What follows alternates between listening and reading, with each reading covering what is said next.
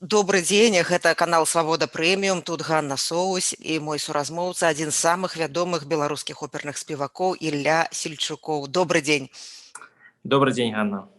Вас звольнілі з вялікага тэатру Беларусі за публічна выказаную пазіцыю супраць гвалту ў краіне.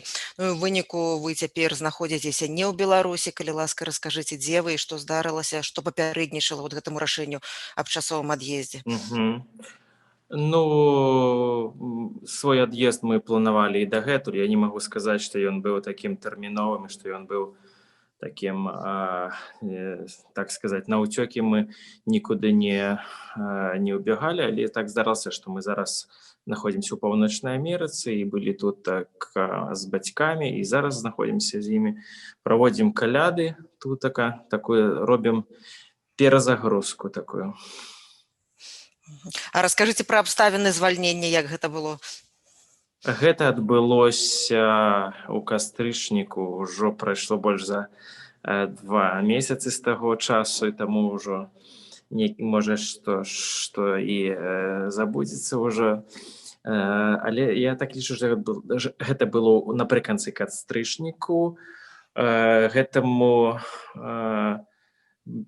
Гэта было пасля майго ўдзелу ў відэазвароце дзеючай культуры ў падтрымку народнага ультыматума Светланы Ціхановскай. Я не так давно глядзела ваше даволі старое ўжо інтэрв'ю беларускаму тэлебачанню 24 каналу Беларусь-24, і вы тады выказвалі шкадаванне, што ў Беларусі толькі адзін оперны тэатр, што няма прастору для спевакоў. Звольніліся не адзін вы з тэатру оперы і балету, так і вашыя калегі. Якая там цяпер сітуацыя, наколькі крытычная з артыстамі? Ну, сітуацыя як? Тэатр працуе, глядач прыходзіць на імпрэзы, не так з нагоды коронавірусу, канешне ж, там, насколькі мне вядома, і так, размаўляючы з сваімі сваякамі, кажу, размаўляючы з калегамі, мы бачым, што зал, канешне, не поўны, але людзі ходзяць, і сітуацыя, так, агулам кажучы, такая блізкая да такой сітуацыі па краіне.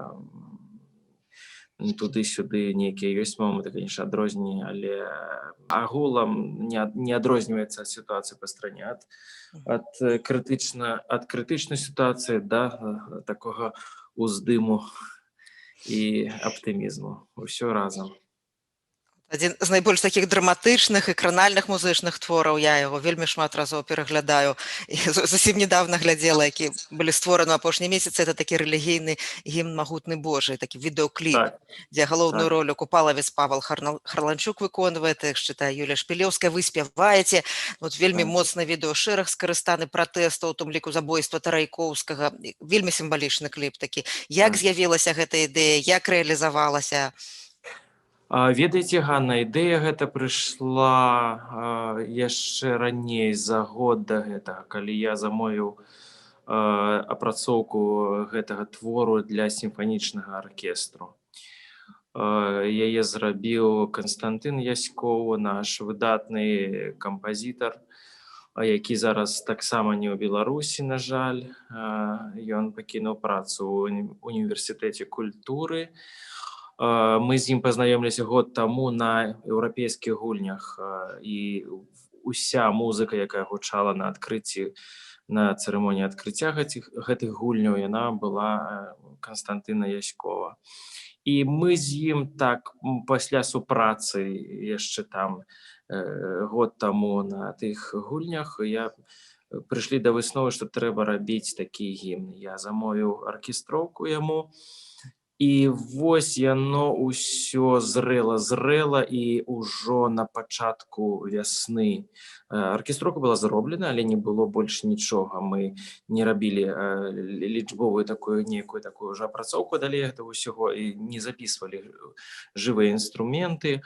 Але вось у вясну, пасля, можа, паўгода гэта прайшло, Я пачаў разумець, што гэта не ўсё нездарма і што трэба рабіць ужо, калі вот пачаліся падзеі гэтыя са зборам подпісаў, першыя затрыманні Ціханаўскага і так далей, папарыкі. Я понял, што ўсё абавязкова трэба рабіць, і пасля выбараў стала. Ну, гэта усё стала. Не было іншага ніякага ў мяне думкі, трэба было здымаць. І мы здымалі кліп з маім сябрам, могу так сказаць, творчым калегай, з якім Мітрый Семёнаў Алейнікаў, які рабіў першы мой кліп «Мова», які быў зняты яшчэ ўлетку, а вось гэты кліп «Магутны Божа» мы здымалі ўжо ў верасні на тым жа самым полі, дзе здымалі і «Мову» з вершнікам, такім і пагоняй, калі вы бачылі той кліп. Маглі б расказаць пра людзей, якія стаяць за вамі і таксама спяваюць, бо некаторыя твары я пазнала. Да. Ведаеце што, гэтыя людзі, проста мы бросілі такі кліч у тэлеграм-канале, артыстычным, калі хто можа дапамагчы і вось паўдзельнічаць у гэтым праекце, калі ласка, адзавіцеся, мы ўсё забяспечым гарбатай і печенькамі, там усякім печывам, а вы, калі ласка, дапамажыце называць. І я быў дужа здзіўлены, бо гэтых людзей там здымаюцца таксама мае сваякі, радня, мае таксама дзеці, моя жонка Тацяна здымаецца, прымае ўдзел у гэтых здымках. І шмат людзей проста неабыякавых да сітуацыі, музыкаў і не музыкаў. Умовай было, канешне, каб людзі ведалі тэксты гімну, і яны ўсе яго так, едучы на машынах, я глядзеў, як людзі ўсе яго завучвалі, нешта там паўтаралі і так далей. Гэта узрушвала дужа глядзець неабыякавасць людзей да гэтага ўсяго. Ну, вы, напэўна, ведаеце, што вельмі давно вядзецца такая дыскусія пра то, якім мусіць быць сапраўдны гімн Беларусі, і вельмі шмат людзей прапановвае «Магутны Божа». Мне заўсёды ён як гімн падаваўся крыху сумнаватым такім, нежыццесцвярджальным. Я сама яго шмат разоў у розных сітуацыях спявала, заўсёды з сумных нагодаў вельмі часта гэта бывае, але я ўпершыню ў вашым гэтым выкананні пры канцы адчула тое, што ёсць у гімне, вось гэтая такая ўрачыстасць і завяршэнне такое вельмі радаснае. Я з вами згодны, Ганна, гэта была і моя думка, калі я так думаў, а што вось, які гімн я б мог сам сабе прыгадаць на памяці. Усё, што ёсць, гэта песні аб нядолі, песні аб такой вось жыццёвай самоце і такой нешта ўсё ў нас у міноры. І хацелася б гэтая апрацоўка, якую мы рабілі з Косцем, мы хацелі даць такі момент гераічны і зрабіць пераапрацоўку яго і такое пераасмысленне гэтага гімну. І гэта было вось як рэзультат того, што вы бачыце і слышыце.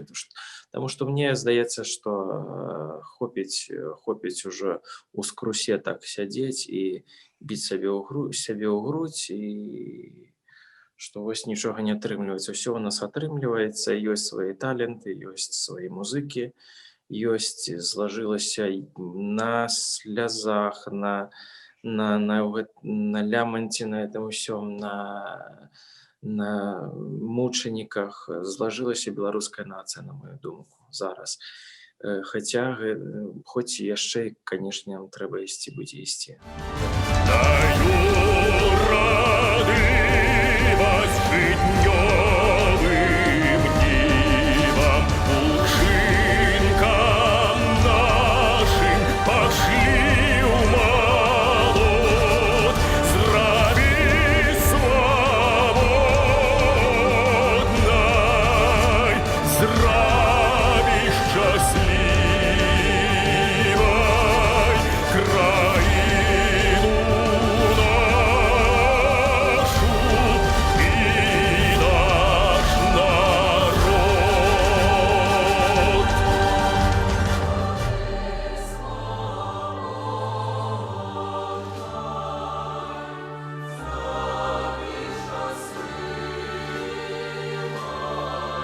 Країну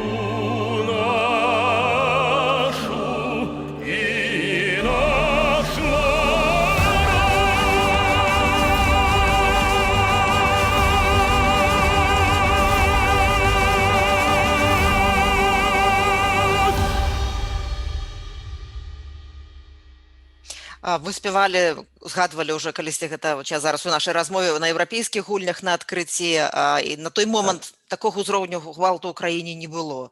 Там і цырымонія па-беларуску вялася. Ну, вельмі прыгожы вот это быў кавалак якраз з вашым удзелам. Ну, але на той момант і все ранейшыя выбары таксама былі сфальсіфікаваныя ў краіне, рэпрэсіі былі, але ў дачыненні да меншых групаў не так, як цяпер. Вот ці мянялася, ці як мянялася ваша пазіцыя такая грамадзянская, як вы для сябе вырашалі гэтае вечнае пытанне ўзаемаадносінаў з уладай, калі магчыма, калі немагчыма? Ведаеце, што я вырас і скончыў акадэмію музыкі і быў салістам тэатру з 2005 году, і я пачынаў, і калі я пачынаў працаваць і першыя гады маёй працы, канешне ж, заўсёды гэта пытанне твайго выбару індывідуальнага. Мае бацькі, я быў так, мы выраслі ў такой сям'і, якая не была абыякавая да нацыянальнага пытання, і таксама у 90-е годы мы разам з бацькам хадзілі на некаторыя, калі ўсе хадзілі на такія дэманстрацыі, калі гэта ўсё пачалася. Але потым, канешне, калі стаў вучыцца, у такой крытычна ставіцца да падзей у стране ставіўся, але былі такія пытанні, калі трэба было сказаць абавязкова не. Напрыклад, я ніколі не ўдзельнічаў, хаця былі прапановы ва ўрачыстасцях, звязаных з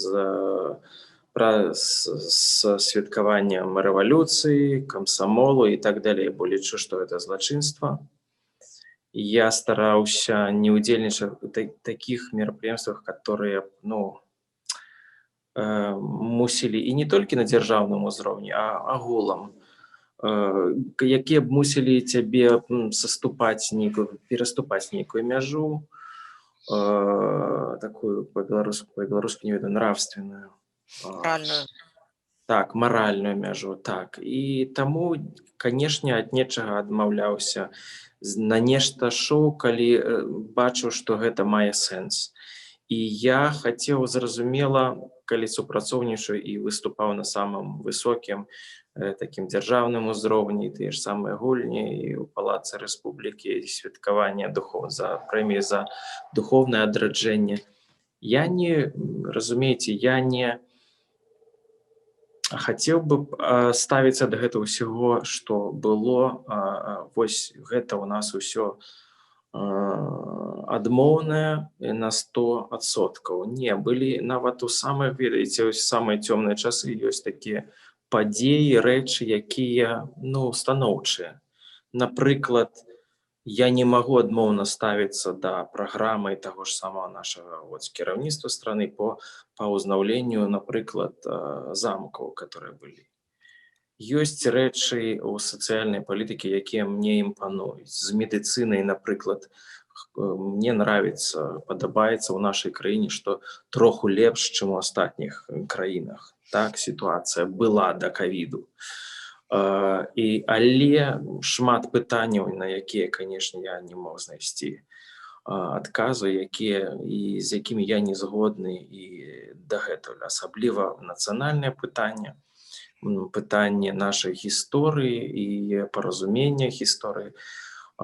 Я быў дуже здзіўлены, калі я прысутнічаў на цырымоніі адкрыцця і пабачыў не толькі белазы і трактары беларус, і жніво, і так далей, але Усяслава Чарадзея пабачыў,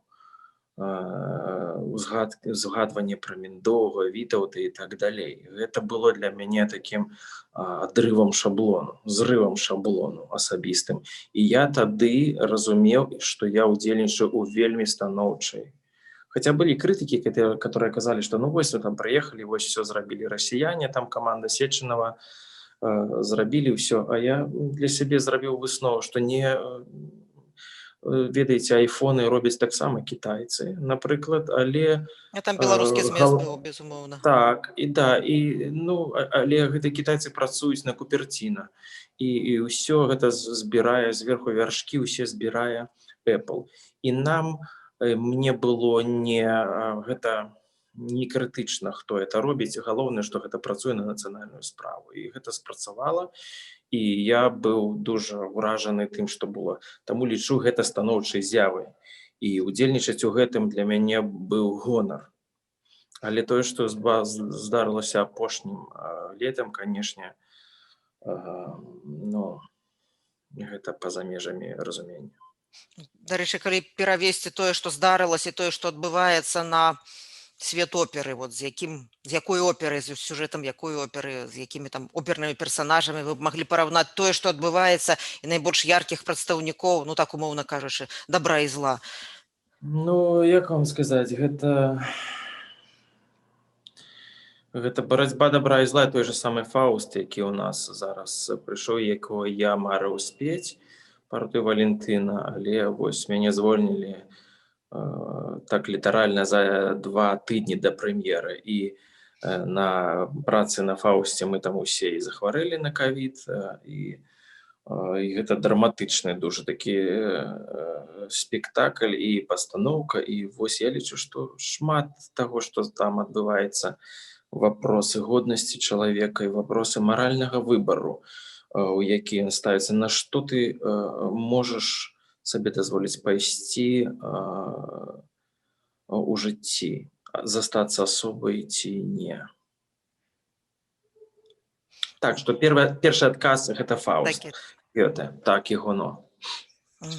А вы казалі, што хварэлі на каранавірус, ці паўплывала хвароба нейкім чынам на вашу працу, бо вам спяваць, а там найперш лёгкія? Не, я ж быў якраз на бальнічным быў, Ганна, і атрымаў гэты тэлефонны званок.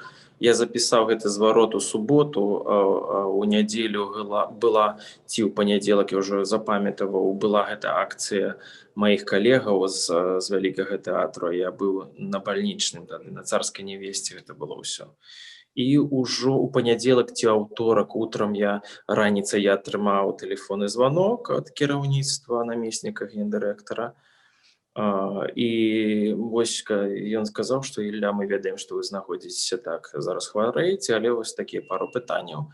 І потым ужо ніякай інфармацыі не было, і я атрымаў інфармацыю о тым, што звольнены ўжо з сродкаў масавай інфармацыі. Зразумела. А я пыталася пра каранавірус, якім вы хварэлі, ці паўплывала хвароба на здольнасць спяваць, ці лёгкія не пашкодзілі? Не, ўсё, дзякуй Богу, ўсё прайшло без наступстваў.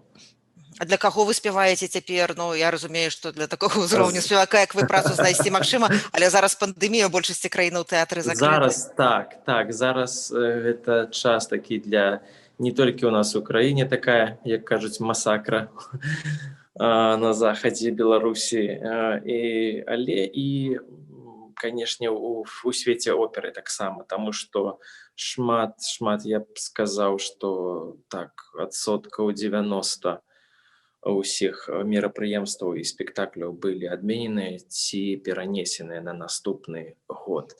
І мы ўсе знаходзімся, оперныя спевакі, канешне, которые працуюць у Еўропе і ў буйных оперных тэатрах, у такім становішчы, канешне, такім не крытычным, але такім нестабільным знаходзіцца зараз. Чакаем, што ўсё адкрыецца. Ці патрэбная вам дапамога, ну, вам трэба за нешта жыць вашай сям'е, калі працы няма? Не, ведаеце, што, маю сродкі на то, каб жыць, дзякуй Богу, і дапамагаюць, канешне, сябры, так, словам і справай.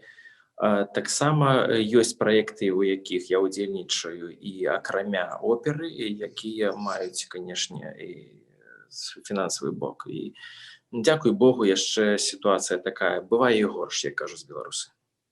Вы выраслі ў сям'і рэлігійных людзей, ваш дзед быў пастарам, рэлігійныя перакананні сядзеў за кратамі некалькі разоў, як вы расказвалі у адным з інтэрв'ю. Вы гаварылі зараз пра тое, што ваша сям'я заўсёды была нацыянальна арыентаваная,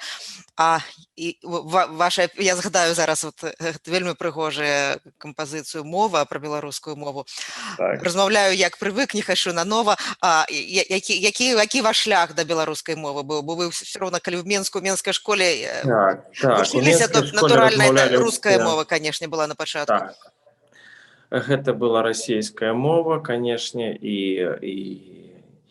я удзячны настаўніцы нашай беларускай мовы і літаратуры. Я навучаўся ў музычным ліцэі пры акадэміі музыкі.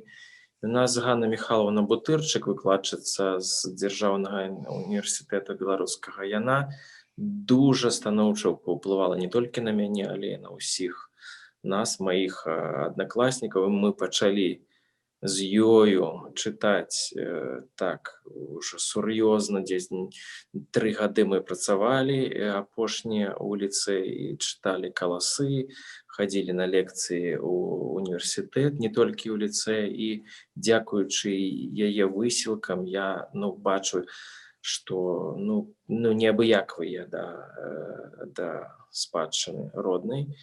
Канешне, цяжка сказаць, што я такі шчыра беларускамоўны, але стараюся так, ісці да гэтага, бо гэта болей, як вам сказаць, гэта болей не тое, што ёсць, а тое, аб чым мы марым. Вось. І ісці трэба да гэтай мары крок за крокам. Мы размаўлялі з Глебам Лабадзенка, мова. У нас адна з тэлепраграм была Белсату, і мы казалі, што можна пачынаць з маленькіх такіх спраў, як сказаць дзякуй у краме, да пабачэння і так далей. Не ведаю, ці вы глядзелі агляды Артёмя Троіцкага, адзін музычны агляд пратэснай музыкі ён для свабоды зрабіў і выбраў сярод 10 найлепшых кампазіцый «Магутны Божа», а потым ён свой агляд рабіў таксама на сваім канале, і там ён мову якраз абраў, так я назначу. Так, мне было прыемна.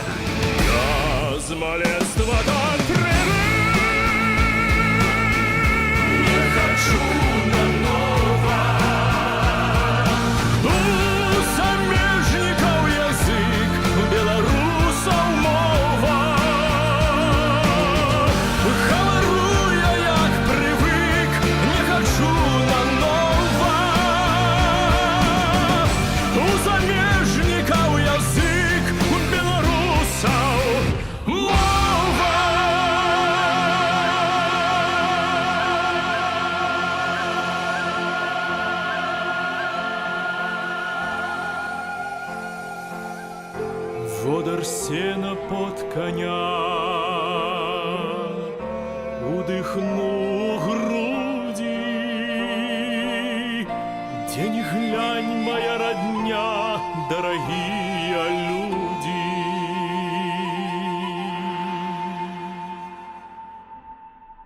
Я хацела вас запытацца, ці нешта падобнае плануецца цяпер? Я разумею, што ўмовы больш складаныя для запісу такіх рэчаў, але чакаюць людзі, я думаю.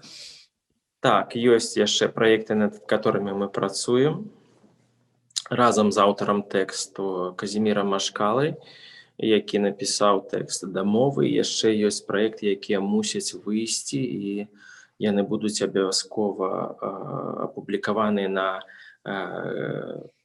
наших YouTube-каналах. Гэта відэо будзе таксама? Так, гэта будзе відэа. Таксама ёсць трэкі, якія будуць аўдыё. І апошняе пытанне, якое я хацела вам задаць, пра тое, пра што вы цяпер марыце, ці якое жаданне вы загадваеце, ці ў што вы верыце, што мае адбыцца, як чалавек і як спявак? Я упэўнены, што ўсё будзе добра. Я б хацеў пабачыць сваю краіну вольнай, незалежнай і якая глядзіць наперад, і ў якую, ведаеце, як кажуць, як актор Леонаў казаў, што такое чалавечае шчасце, ён казаў, гэта калі ты раніцай ідзеш з задавальненнем на працу, а ўвечары з задавальненнем вяртаешся дамоў. І дзеля мяне такое вось таксама такая мара, каб у Беларусь усе жадалі вярнуцца і знайсці там сваю працу, каб можна было выхоўваць сваіх дзяцей у школках, каб можна было жыць на сваім куске зямлі і гэтак далей. Я ўпэўнены, што ўсё у беларусаў для гэтага ёсць. І тое, што ўсё гэта недарэмна. Усе нашы слёзы гэта тое, што мае сэнс. А ваша мара як спевака? Вы ўжо Мара сказалі як зараз, спевака? што не паспелі Я спець, так? мару, каб у нас у Беларусі было больш оперных тэатраў, шчыра кажучы. Мая мара адрадзіць у Беларусі тыя высакародныя традыцыі, якія ў нас былі на мяжы 18 і 19 стагоддзяў, калі у Беларусі на момант раздзелу Рэчы Паспалітай на тэрыторыі Беларусі існавала, як вы думаеце, сколькі оперных тэатраў?